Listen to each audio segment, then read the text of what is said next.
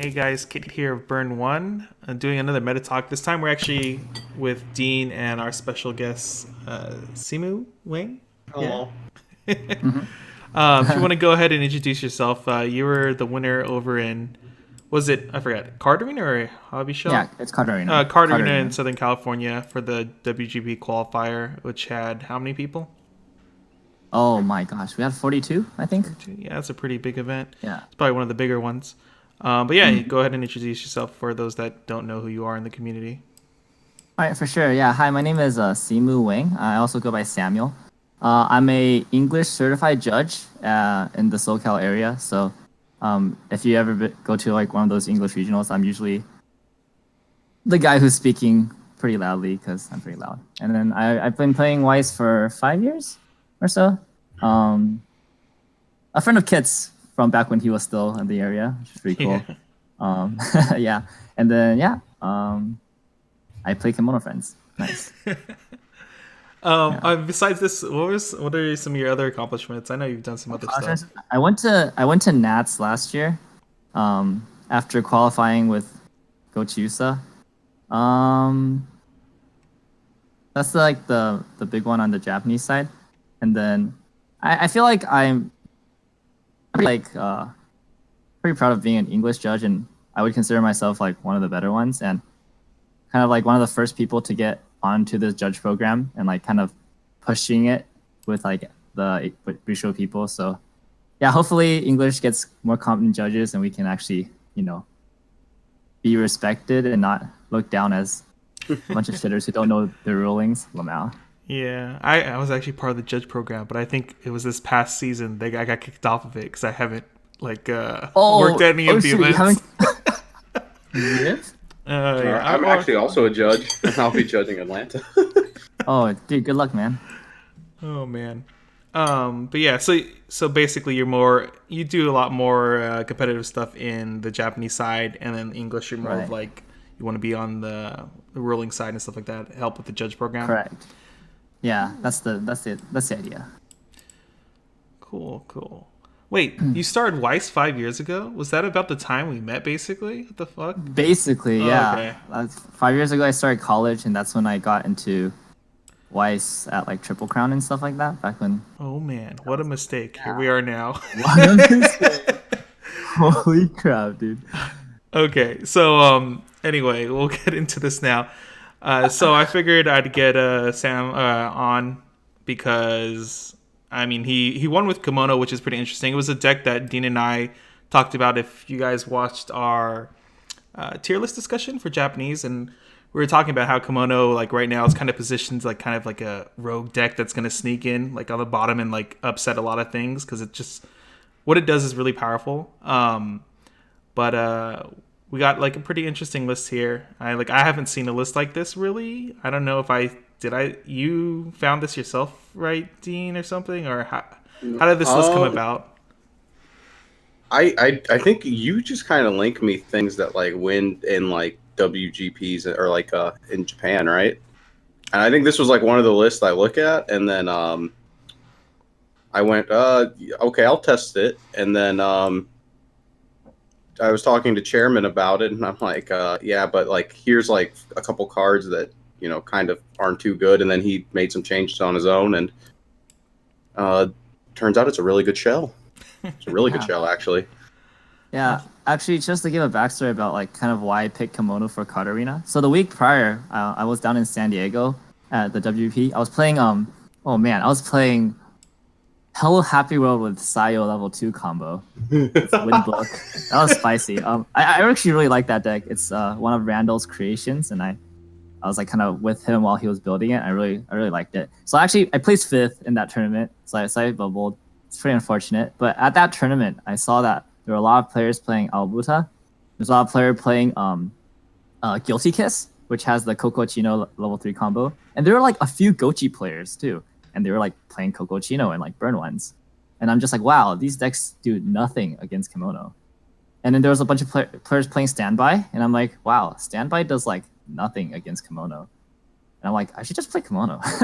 So then I went on the Discord and I was like, who are the Kemono guys here? I need some help to like brainstorm out like a good deck list. And Dean, he was like, "Oh, here's a deck list that topped in Japan." And I'm just like, "All right, we're gonna go off of this." And yeah, we just kept working at it for the week until we got to the list that I took. That's pretty good. Yeah. It's got some strong cards in it Yeah. that like most people don't play. Yeah, I mean, a lot of this stuff people just don't just kind of forget that it even exists because like Kemono didn't make like a really huge splash when it first showed up, but like ever since then it's like always like somehow been creeping back up slowly but surely. So yeah, I mean, I guess we'll just look into the list right now. Then I'll pull up the list on the screen here, and you guys can kind of like talk about this.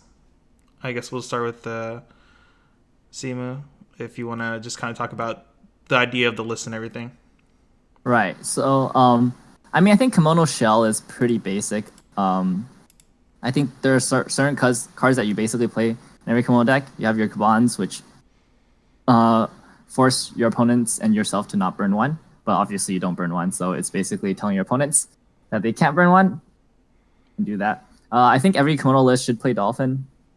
The card is just too good. It basically allows you to bounce your entire board of Dolphins back to your hand at the end of your turn, so your opponents don't get to reverse anything, and even if you crash the Dolphins, you still get them back, which is really good against standby and decks that try to wall up, because those decks win by denying your opponent advantages and like forcing them to crash everything, but then you just get your hand back anyways. So no, they basically lose their primary win condition. And I think the Serval top end is the best. It's like the best finisher that Kemono it's like basically the only finisher Kemono can realistically play. There's like the standby and the clock kick, but like I've tested like those. PPP's pretty good. I'm not really, PPP's a pretty decent top end. PPP The is Serval, fine. it's just a lot of slots. PPP's problem is that it needs slots and it needs the back row to do anything, which is like the unfortunate part. And then it also can miss. Like the chances of PPP missing is much greater than Not with Shoe Bill. Really. Oh man, that's like playing so many cards that like don't really do much outside of the cards, for your end game. Yeah. And then like the Serval synergy, it works with like your level 0 game, you have the Bonder to it, and the Bonder also grabs the rest counter. So like, oh, by the way, you should play rest counter in Kemono Friends. People forget that Kemono Friends has a rest counter, and the fact that Kemono's rest counter doesn't have a field requirement means that people just aren't prepared for it at all. Like they just don't see it coming. So it's a really important card. Yeah, so I think that's like a shell every Kemono deck would run. Okay, so I think interesting choices that I took with the deck. So my splashes are for green. I used to be on a red splash, actually up until Dean showed me the Japan topping list, because I liked Alpaca and being able to have that stock gen at level 2. And also play the early play Moose to heal. But then I think, Dean and the list convinced me that red wasn't impactful enough. And the one card that won me over to green splash is actually the 2/1 Serval. She's all in that hot spring, soaking and being all happy. That card is frontal 501 soul. The character's in front of it, right? So it's like support 501 soul. That's freaking nuts. That means that your Dolphins are swinging for 2 soul, and you're always getting your Dolphins back to your hand. So they're costless 2 soul beaters that you get to recycle for as long as you stay at level 2. It's freaking broken. So yeah, I realized that card was more impactful than Alpaca. And so I'm just like, okay, there's no reason to play red anymore. So I switched over to green. Green gives you the access to the 2/1 heal the hand event, which is really good. It basically replaces the Moose as your level 2 healer. The longer you stay at level 2, the harder it is for your opponent to win and one-shot you. And the longer you get to swing at your opponent with 2 soul Dolphins. And then it just makes their life really miserable. Yeah. Against the Albuda player, actually. Well, I guess I can go over my tournament run later, but against the Albuda player, basically, I soul rushed him to 3 really early, and I kept healing at 2, so he never hit me to 3, so he could never heal 4. Because he had like a bajillion stock, because he's not clocking, he's not like using stock, because I'm not killing his board. So he had like a bajillion stock. He's just like, I want to heal 4 so bad, but this guy is just like 2-3, 2-4, 2-5. I can't get him to 3. And then the turn he hits me to 3 is the turn I kill him after. So yeah, that was really good. 2-1 event is really, really good. So I just have a question about the list. Sure. I've never used the Cabana Elite Play in the original list either. But Yes. did you ever have trouble finding the 2-1 event? Because like when I played this list, Right. by not playing the Tsuchinoko back row, which lets you top check 2 whenever you play a climax, I just found it really hard to find events, like very hard to find events. Right. Yeah. And actually, yeah, this does struggle with finding the 2-1 event. So the way I play with the 2-1 event is like if I get it, I use it, obviously, right? And I keep it usually if I can keep it like starting from opening hand and I don't need to like ditch it, I try not to. But then like I'll ditch it and I'll level it and stuff like that. It's not really that important. Oh, I try think to hold the the 2-1 entire game. Yeah, I try to hold it too, but sometimes like I just don't have enough attackers. Like I'd rather clock it or like switch it for an attacker if I'm only going to attack twice or something, right? Yeah. So, but yeah, I generally do try to hold the entire game, and I think the game states where it comes really clutch are when you're like locked at 2, or when you're like canceling a lot at 2, and like you just draw it off the top or something like that, or you draw it like or you clock draw into it like at level 2, and like those are the game states where the 2-1 event is the best because it just stall. It just you just stay at 2 and your opponent just like can't do anything. Oh, but I feel like in close matches it doesn't actually do much. It's not that important. Did you ever do this play? I like it. I don't know if you did it. Where you have like 2 or 3 dolphins in hand. Yeah. And you clock the dolphin for blue, and then you play them down, and then you heal it back to hand. Oh yeah, hell yeah! That's such a such a good play. Of course. What? I mean, you definitely like you can clock dolphins and heal, and you can do silly stuff like that. Yeah, definitely. I'll use the 2-1 event to heal like very specific like order of cards, like or like I'll clock one of my green to like get color for the 2-1 event, and then like play the 2-1 event and heal the green back because I only have one. And then like you know, it's just whatever you need to. Yeah, it's just 3+. Yeah. Okay, so that explains the green splash. And then you don't really need that much green. Again, you can just level a 2-1 event, or like I said, you can clock a green and then heal it back off or something. Yeah. And then the green is just like drop searchers and hand fixers. I'll clock swap. I think the second question that people pose to me is, why do I only run 3 of the Shimakaze? So I guess I could start with why Shimakaze in the first place. So the reason why you run Shimakaze, there's 2 reasons. The first is that it's on a wind. And wind happens to be a really good trigger right now. Kemono, because of Dolphin, it doesn't need hand advantage as much because you can just bounce the Dolphins back. So you don't need a plussing trigger necessarily. And wind, has a really favorable matchup against standby, against decks that just want to like poop out stuff on the board and just like set up and stuff like that. Great against like dark decks that get markers. It's just like a catch-all, and like really like hinders your opponent from having their game plan. So wind is a really good trigger. If you can run wind, I would run wind. I mean, like the WG before, I was playing the Hello Happy World style deck that also ran winds, and that was also very clutch. Also did very well. I think wind is just very well positioned in the meta right now. Second reason why you want Shimakaze is for that 0/0 Tsuchinoko. She's an on-death Kome for yellow climaxes. Obviously, if you don't have 8 yellow climaxes, it's not worth it. But if you have 8 yellow climaxes, it's really good. Usually, you just use it as like a free mill for. Just get through your whole deck. So in round 5, I have 20 cards left in deck, 3 climaxes. And I'm at level 1. My opponent attacks 3 times. I cancel off the top of the deck 3 times. 1/1/1. I just cancel it. So now I'm 17 in deck, and I'm free. I'm like freer than this country, right? So like the play was brainstorm twice, or like clock draw, brainstorm twice, played Tsuchinoko, and like crashed the Tsuchinoko and like milled the rest of my damage. And I was able to attack 3 clean and refresh on that turn. And basically after that the game was over because he was just dead. Like my compression was so good and he just couldn't do anything after that. So like the ability to have that free mill is so strong. Yeah. Yeah, it's just so good. The Japanese list only had 1. I'm just like, what a mistake. Yeah, it was a mistake. Yeah. I'm not sure if you... Oh, go ahead. It went from 1 to 2 to 3 to 4. I was like, this card is too good. I think you kind of skipped over really quickly on the Shimakaze, like why you only need 3. Yeah. Right. So now that you hear my reasons for running the Shimakaze combo, it's very obvious that Shimakaze is not the reason you run the Shimakaze combo. And so I think it's really hard to get multiple reverses with the Shimakaze combo because you don't get power in this deck. And right now there's just so much hate for like on reverse.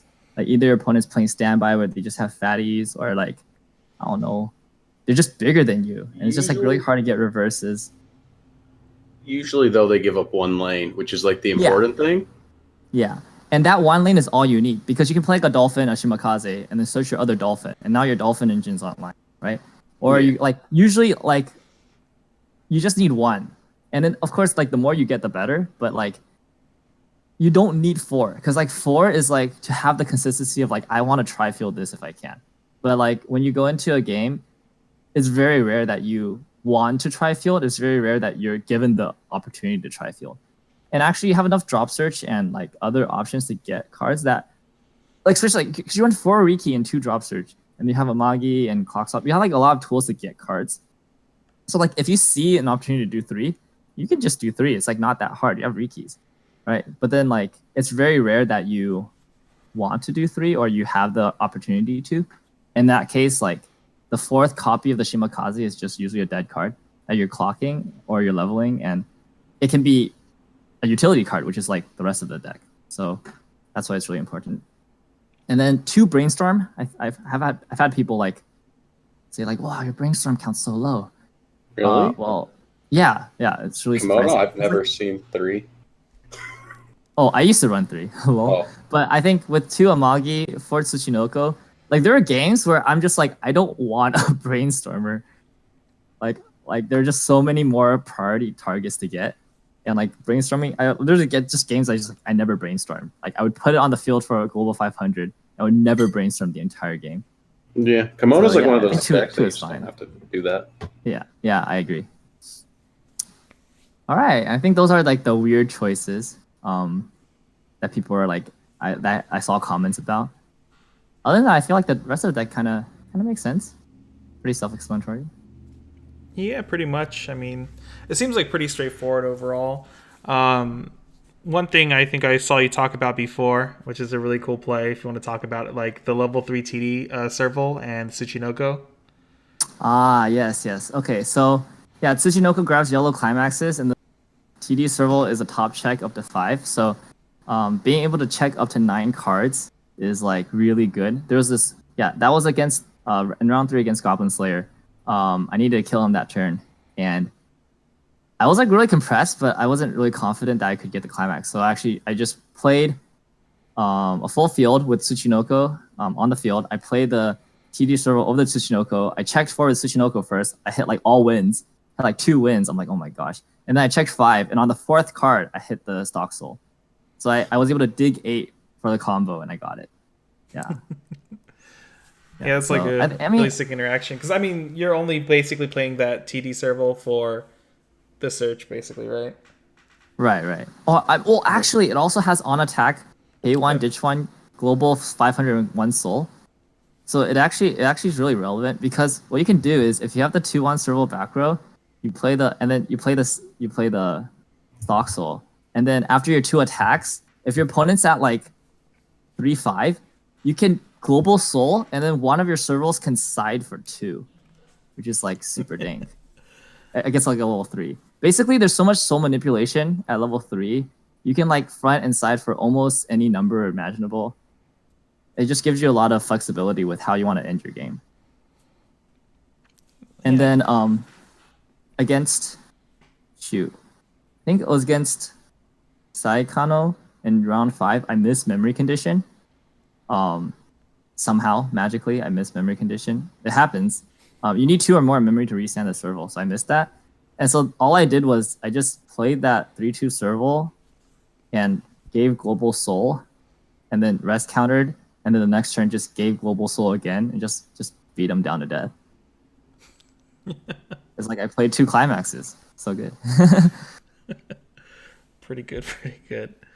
Yeah. I think is that it for the deck? I can't really think of anything else. Yeah, I think pretty straightforward. Yeah, I mean, okay. Do you want to just go down through really quickly through what your rounds were like, really, and Right. like maybe Okay, like for sure. yeah. Yeah. Yeah, go on. Oh no, go ahead. You got it. Oh, sure. Yeah, so I played 6 rounds that day. And I brought in so I brought in Kemono to specifically counter standby decks, like burn one, top end, like Guilty Kiss, and like um Albuta, because they did both. And I didn't face them until the second half of my 6 rounds. So my first 3 rounds were super hard, and then my last 3 rounds were super easy because it was decks I was built to counter. Yeah, so that's really pretty funny. So my first round was against Miku, and that went pretty straightforward because Miku is really one dimensional, and their like level 1 game is like super free. It's like super tiny. So I think I triple Shimakaze'd him, and then I just like soul rushed him, and I was always like a level, like 5 damage to a level ahead, and I just never gave him the ground back. You just keep going. That's all Kemono does.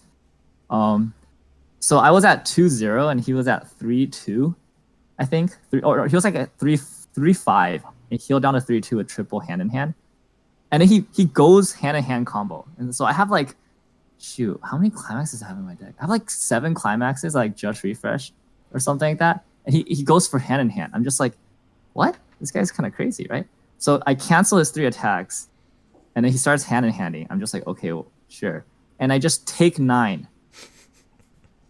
Like just straight up just take 9 in the middle, and I draw climax, 2 more climaxes. Oh my gosh, I almost died there. But yeah, so turns out Miku's pretty good. He took 9 with like a super compressed deck. Yeah, that was fine. Second round, I was playing against 8 2 soul Fate. So that was the level 0 Shiro combo with level 3 Rin Archer burn 1 combo. Actually got Omega screwed that game because he soul rushed me, and I like never really recovered. But my opponent somehow did not realize that Kaban prevented burn ones. So on his final turn, he played Rin Archers and he misplayed. I thought like he like miscalculated damage. He was just like, all right, attack burn 1. I'm like, you mean burn 0? He's like, what? And I'm like, this Kaban prevents burn ones. He's like, what? Because actually, the reason why I was in that situation was because he played 2 Musashis, right? So I'm just like, oh, great. If he like mills a 0, I can prevent that, and he'll understand that like Kaban, like cancels burn ones. He milled a 3 and he milled a 2, and I took 7. Oh my god. I was like, what? Yeah, but because of that, he didn't realize that the Kaban was an anti-burn because he was like, oh, my burns went through, so it should be fine. So he misplayed. So that was a gift. That was a gift. We take those. Round 3 was against Goblin Slayer. So in the Goblin Slayer matchup, the 2-1 Penguin comes in really handy because it's like you're only out against Priestess. Helps it actually gets over Priestess, I believe. With a it hits 13. How big is Priestess? It's like 13, I think. 13, 13.5. I thought it's 10.5 or 11.5. It's only 10. It's 11.5 with the support is 13.5, right? Or something. It's right. small. Yeah. Right. With the support is like 13.5. The Penguin is 13.5 with the global with the brainstorm, so you contest Priestess like basically always. Yeah, so that's why there's 2 of them. Because otherwise you just don't do much against Priestess. So I mean, Goblin Slayer is pretty non-interactive and they don't burn 1, so I was kind of struggling. And also bricked. I think my level 1 turn I attacked twice. I searched 1 with Shimakaze combo and I passed turn. And then I think I passed another turn earlier on. It was just really bad. But basically I had like no board, like almost no hand. But I had the 2-1 serval on the field, okay? And so Goblin Slayer has the 1-0 event that can pull a back row up, right? So he's like looking at my back row. He saw this 2-1 serval. He's like, whoa, this serval's so good. I want to kill it, right? And he's like getting ready to play the event. And he looks at the serval again. He's like, wait, why is this 7k power? So the serval's 7k power. Yeah. And he's just like, I can't kill it. He was at level 1. His Goblin Slayer is only hit for 6k. He didn't have climax. He's like, I can't kill it. And so he couldn't kill my back row serval. And that actually won me the game.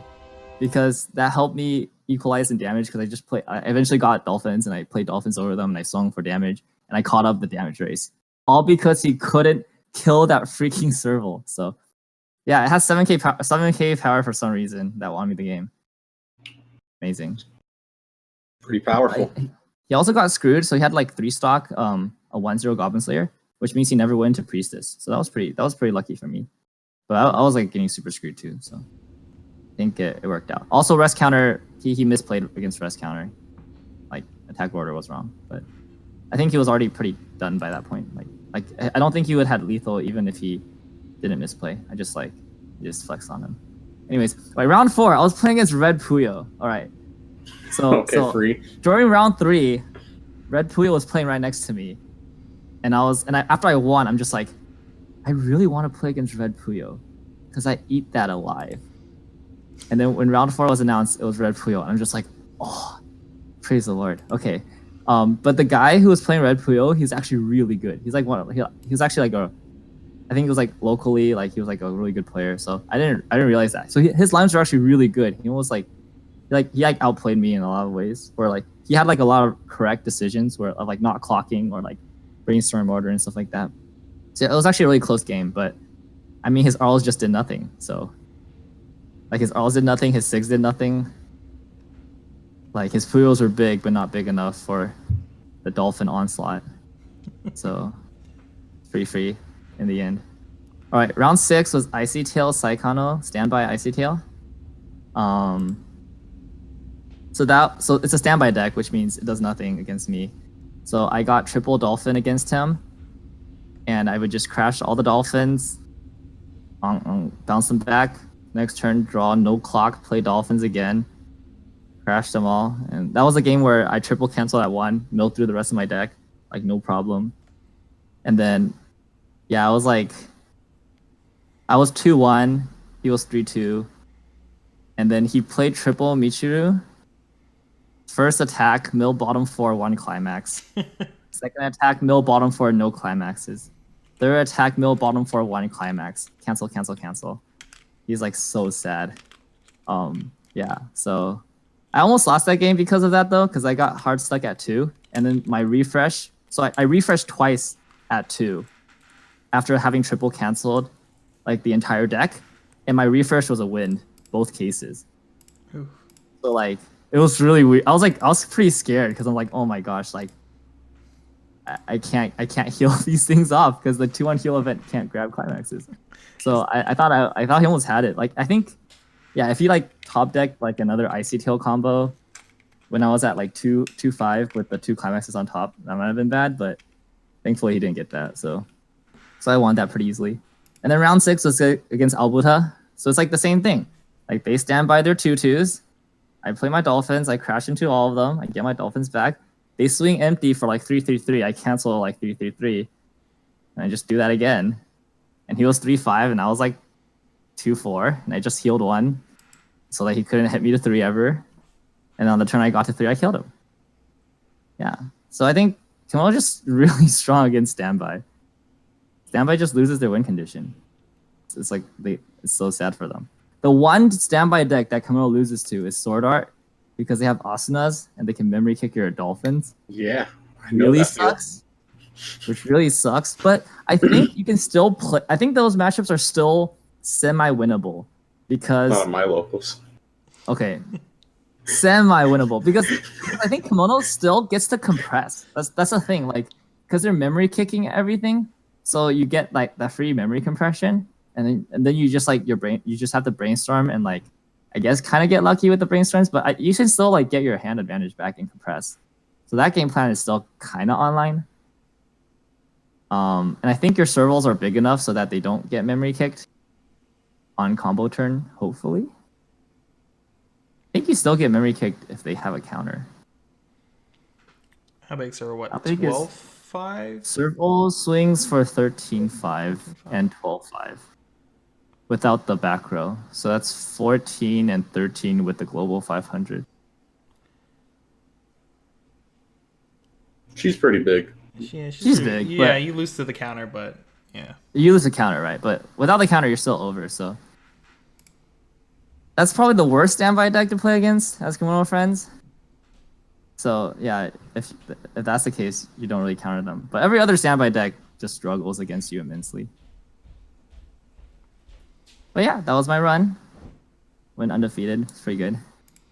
Yeah, congratulations. I mean, I And guess also, I mean, after playing the deck, I know you guys were talking about this a little bit before we start recording.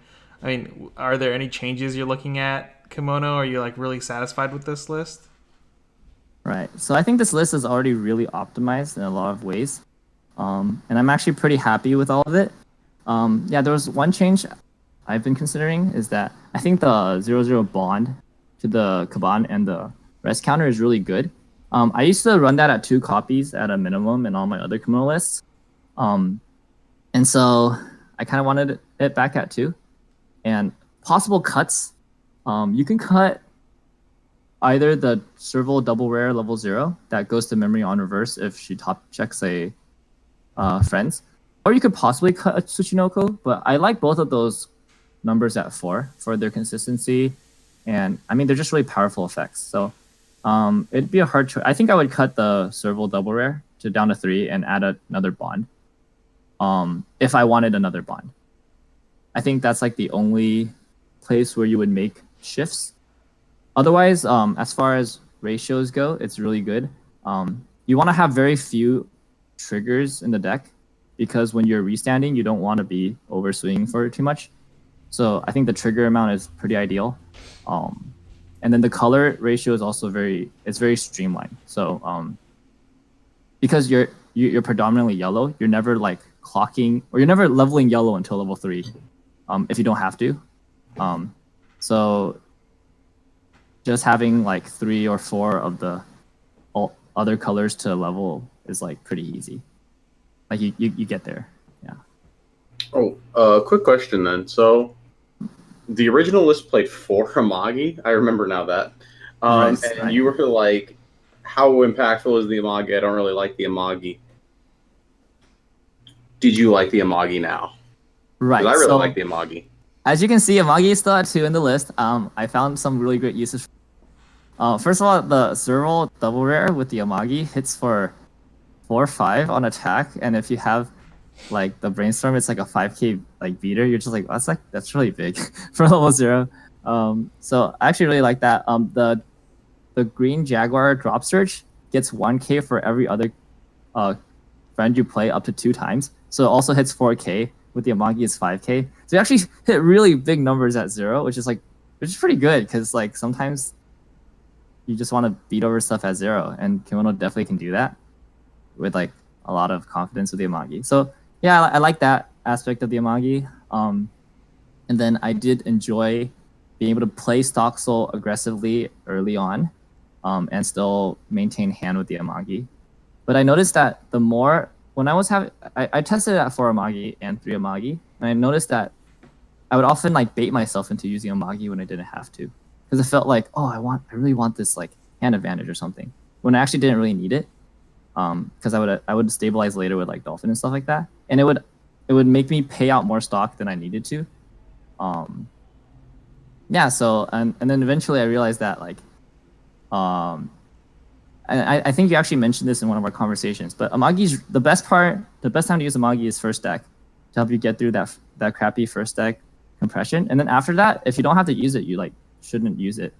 So I think with that in mind, just having 2 Amagi and being able to obviously rekey it if you need it, or like drop search for it, I think it's actually just enough. I don't think 3 is necessary. I was playing at 3 and it was coming up like a little too often at 0 when I didn't need it. Okay. Yeah. All right, cool. I think we basically hit everything, right? Is there anything else we need to talk about here? I guess that silence is no. Yeah. Yeah. Well, then I guess we're expecting to see you in New York in November 10th. All right, for sure. I'm excited to go again. Yeah, maybe I'll be able to make it this year. Oh yeah, good luck, dude. Yeah. I know last year I got an invite but didn't show up, which kind of sucked. But Oh really? yeah, Were you too busy or something? yeah, some stuff happened and then it was just like became way too complicated. I was like, it's not worth my time. Unfortunate. Well, I hope your schedule is clear. Be nice to see you there. Yeah, we'll definitely hang out when I'm there. And then I guess last question then. You gonna still take Kemono friends over to Nats, or you gonna think of your mess around with something else? Gotta scout I'm the testing- competition right now. I'm testing some builds, but definitely it's my baseline right now. So other decks I'm testing, they either have to outperform Kemono or this is probably the deck to take.